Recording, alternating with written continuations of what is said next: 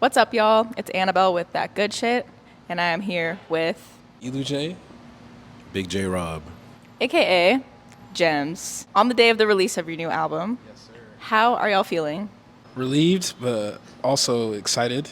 It's a weird, anxious but happy. It feels surreal more than anything. It hasn't clicked yet, but I guess it'll click tonight. And this is y'all's second joint album together as Jems. How do you feel like each of you as individuals have grown since the last album? And how do you feel Last like one right there. the last one right here? Original painting, baby. Original painting. Oh, wait, shout out to who? Obi, Agwam. Big shout out. How do y'all feel like you've grown as individuals and as a team since the release of the last album? My frontal lobe developed. Hey, big 25. That's one factor, but definitely my palette has grown. I feel like the music that I'm into now and sonically since back then has changed, which reflects in the music. I think I've just gotten better. I think we both have gotten better. On the way up here, I was listening to the first one, and I was like, yeah, it's cool. It's not. So we have this thing where we're like, oh, the first one sucks, but it's actually not that bad. It doesn't suck. It doesn't suck, but we've definitely gotten a lot better. I think palette has grown, more experiences. We've traveled a lot since the first one. So just all those things have kind of just made it into just a more mature project. We're also older. Frontal lobe developed. For sure. But that makes a huge difference. Yeah. Frontal lobe, we're fully self-aware now. Yeah. We're fully processing everything that's going on. Going on in our surroundings, you know what I'm saying? So I think we just pushed ourselves. He pushed me to stop being a perfectionist. I pushed him outside of his comfort zones of music. Kind of turned into a hive mind in a way, you know? Yeah. It's weird. We're linked. It's beautiful to grow that close as collaborators. I'd love to know, kind of what you mentioned a second ago, what kind of music were y'all listening to when you made the first one versus what were y'all listening to when you made this new album? I was listening to a lot of Jamiroquai back then, and Cardigans, New Jack kind of stuff, R&B stuff, and indie stuff, Toro Mon. This one I was listening to a lot of UK music, so Lovers Rock, UK Street Soul. I was listening to a lot of experimental ambient stuff, electronic stuff. Yeah, just loads of different things. What about you, J.Robb? What year was this? 2020? 2020, yeah. I was still tapped in with the SoundCloud shit for a little bit. So a lot of the young kids that would make remixes and whatnot. My palette was more normal. A lot of Drake, a lot of Cardi, Dark Lane demos. There's a lot of rap. Honestly, that's really all I listen to. Regular shit. Yeah. For the most part. And I think now I've been listening to a lot of reggae, Lovers Rock. Bro's been putting me on ambient shit. Yeah. You know, it's cool. Sometimes a little sleepy. UK artists or 90s UK sound and stuff like that. Something I love about this new album and the last one, but really on this new one, I love the features that y'all chose and who you choose to collaborate with. We got Chase Shakur on there, we got Amaria on there, Ray Khalil. Yeah, tell me about how y'all selected who you're going to work with and what it means for you to have these artists involved. These are just all people that that I was fans of, and they were mutually fans of me. They've been trying to get in the studio and do stuff, but I don't know. For me, my solo stuff, I don't really feature a lot of people. I just kind of try to take that on by myself. Maybe I'll have people help me with the writing stuff, but this one I was hey, I always think that our project could be a place for me to explore different sides of my creativity and do stuff I wouldn't normally do on my solo stuff. And I think he feels the same way for himself. So that's kind of how it came about, just traveling and meeting people. I've been able to online, you just create so many different groups of friends in different cities, and so it's been quite nice having that community. Yeah. It's been solid. Picking features was really easy. I think it's either I knew them or he knew them. So it was just kind of this song needs a verse. He hasn't written a verse in months. So we're just are we going to finish a verse or are we going to get somebody else to hop on? Then we kind of just, depending on the song, we just go, all right, who do we like? Who can we call and actually get some shit done? Because sometimes with features you'll aim high, but then some shit will happen or you'll have a song done and then when it's time to turn it in, they'll be nah. That's happened twice? Yeah. We had a song with a really, really, really special artist, and it's didn't get cleared, but I feel like it would definitely change the direction of where things would have went. Yeah, Because like, we'll play it tonight. Yeah. We'll see if anybody recognizes the voice. Wow. Do they have a recognizable voice? Yes. Absolutely. Very, very. You guys know it. That's all I'll say. But like, yeah, big labels they're tough, man. They're tough. Like not in like oh y'all are sick. It's like you guys are difficult to work with. They're very difficult to work with. Yes. And I don't know. You make it very hard to clear stuff. Try to do better. We're independent artists, man. I'm excited to hear who that is. And everything happens for a reason. You never know what could happen in the future. I'd love to talk a little bit about the cover art on the album. Frank Dorrey did it. Tell me a little bit about that. He's on the way. He's gonna put up some of his stuff. I think he's gonna bring the cover as well, which is sick. But Obi Agwam did the first cover. First one.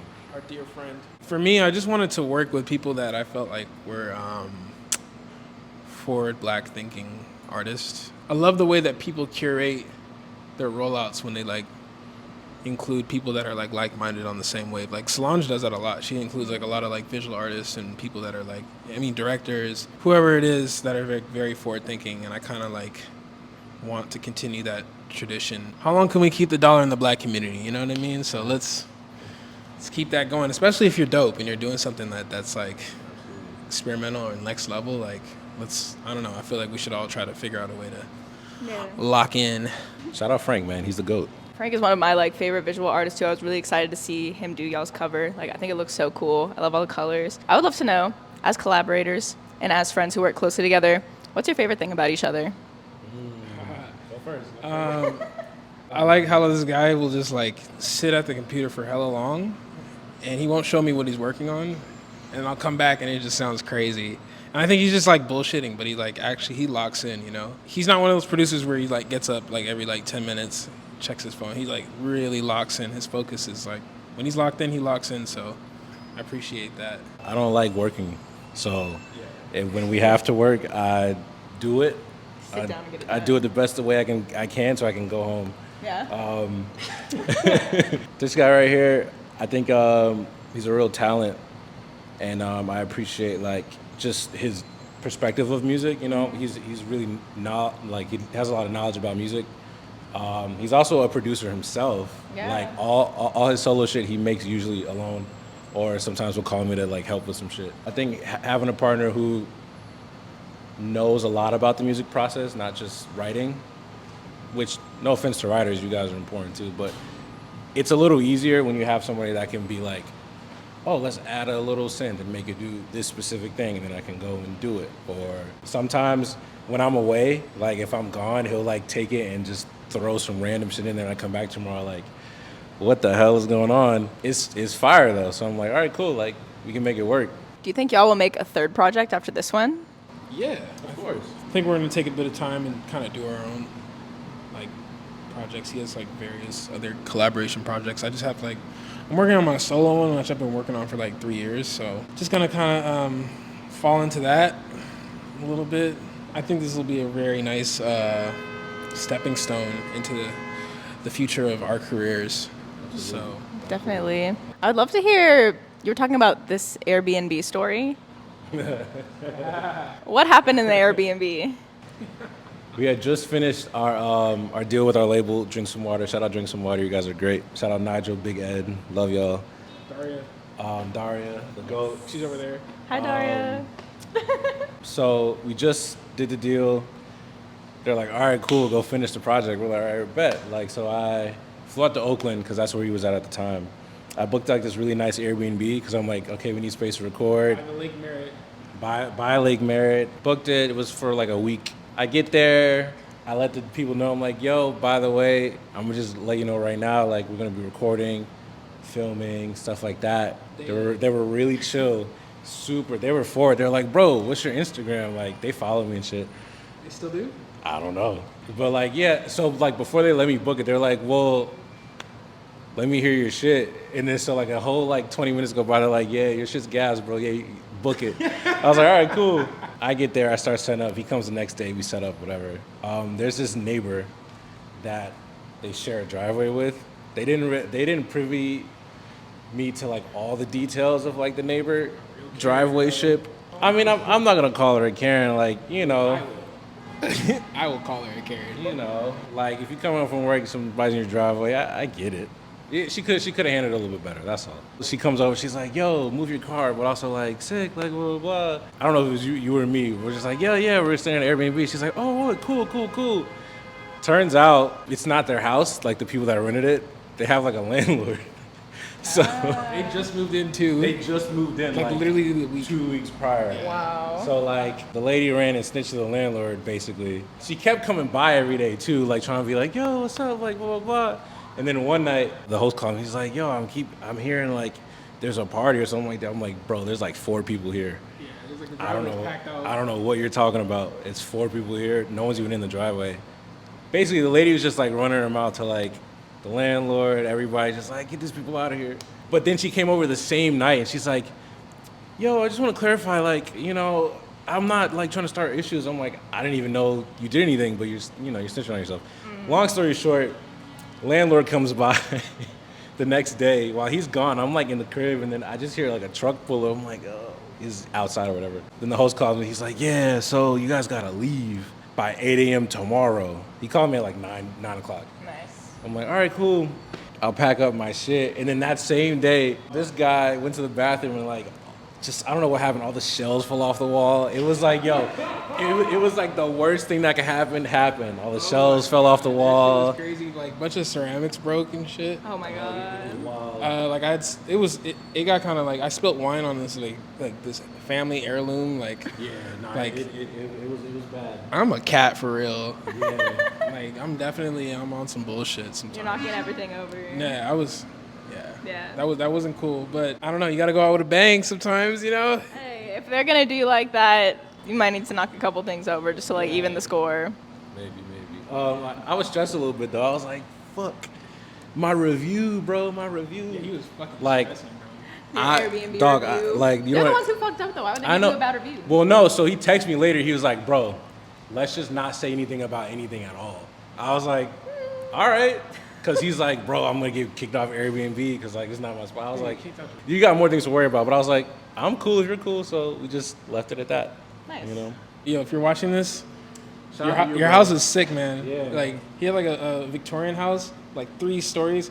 It was, man, the fucking perfect place. So would you say it was worth it despite all the chaos? Absolutely. I think we got the majority of the album finished in those 3 days anyway. Wow. I think that was the difference between last time. Like we were on Zoom during the pandemic, and this is like more in person. He also was my neighbor when he lived in LA for like a good year. Oh, sick. So bro was coming over, so it was chill. That sounds like one of the more like chaotic memories of making this album together. But for each of you, what's like your favorite, most like heartwarming memory from making this album? When we were at the Airbnb when we made Creepin', and we just had everybody in the room, and then my homie who plays keys in my bands, Simon, Hokage Simon, legend. He just like came up with the craziest chord progression over like an acapella we had, and these drums me and Jay made, and it just like, I don't know, it was like a reverberation around the room. Everyone kind of like sunk into it. You know when you make a song and it just hasn't been hitting the right way, and it finally has that connect moment. Sometimes I get scared of it because I'm like, is this it, or am I like, I don't know, am I sabotaging? But like, if I get that anxious feeling, I know it's a good one. So like, that was probably like the best one for me. At least that was sick. For me, I like when we made Flights, because that was an idea I started like at the crib one day, and then like I just walked it over to his spot. I'm like, "Bro, I got like drums and a bass line. I don't know what to do with nothing else." And then he kind of just did his thing. This all happened in like a day, and then we took it to the studio with Budgie, and then it kept like leveling up throughout the day. Yeah, I'd say that was like probably one of the more fun moments because it just flowed, you know. Yeah. Tell me a bit more about working with Budgie, because that's one of my favorite producers. I love everything he touches. Tell me about that. He literally DM'd me, I think maybe like a week before we had the session, and he was like, "Yo, like, you and J.Robb are sick. Let's work." And I guess he had already had like a session planned with him. Jay did at the studio called Hard Pink, which I don't think is operating anymore. And we ended up just going to the studio that day that we made Flights, and we showed him our version of it, and he was like, "This is not Lovers Rock." I was like, I don't know, we just tried to make our own version of it. And he was like, "Nah, this is not it. Move aside." And then he like busted out these like drums that were like sick. It was like these 80s drums, and we were like, "Okay, this is it." Fire. I feel like he's like my sample like guru. Like I've like had sessions with him where we don't make music. We just like look for like obscure ass samples for like 2 or 3 hours and just like smoke hella weed. Like bro, it's just like he just be knowing music, and I love nerding out on shit. Like he'll like just like look shit up online and be like, oh yeah, this vinyl's $8, and like get gassed about it like a I don't know, like a nigga buying video games. Like it's sick. It's like so yeah. Shout out to Budgie, man. Big shout out to Budgie. Shout out Budgie, man. So that was actually my first time working with him that day. We had met a couple times, like in passing, like usually at the club or some shit. I always respected just his craft and his music and just the things he does. I mean, he's Budgie, man. That's the OG for real. Yeah, no, he's just a cool British dude, man. You know, he's just like, oh yeah, sick. It was a great experience. I think him being like a vet almost it kind of just made it super easy. Like he was able to tell us exactly what we needed to do. We were able to get it done. So yeah, much love to Budgie, you know. I would love to know for each of you, what is your favorite album that's dropped so far this year? That's not your own, obviously.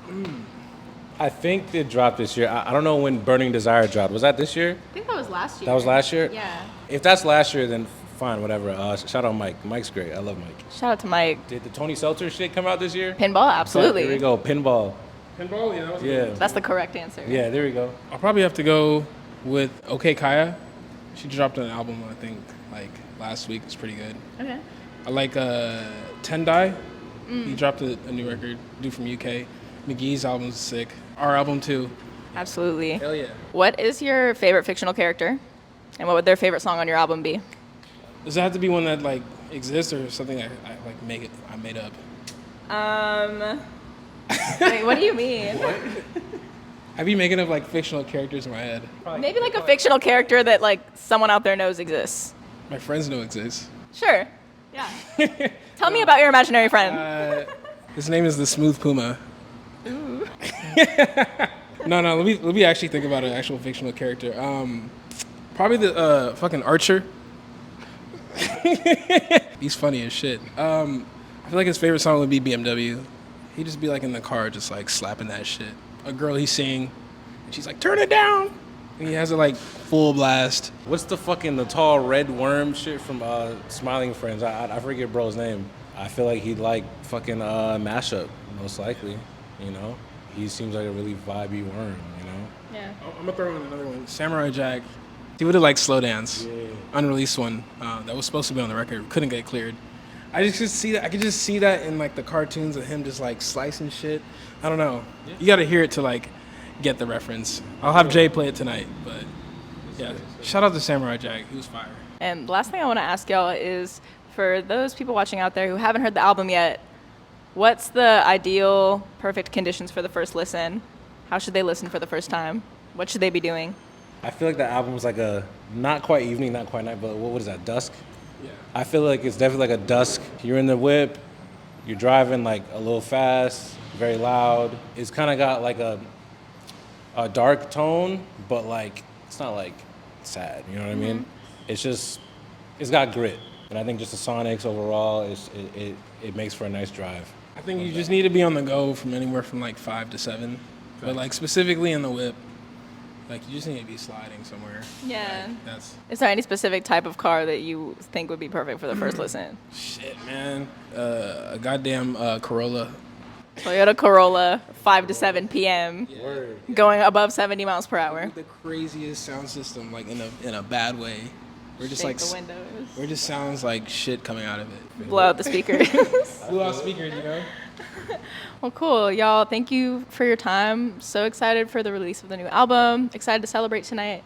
Is there anything else that the people should know about Jems? Stay tapped in. There's more content, more shit dropping. Watch out for our solo stuff too. You know what I mean?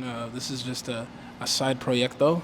Big up all the people that like helped us get here. Big shout outs to Najib, our engineer, who really just helped us a lot. Before him, it was just like a lot of just shit thrown around. So shout out Najib, special guy. Ryan, our masterer. Nigel, the big guy at the top. All the people that helped us out, Simon, Hans, Clay, Benji, Anthony, Shogun. Anthony, go. Yeah, Jems out now. Go listen to it every day. Yeah.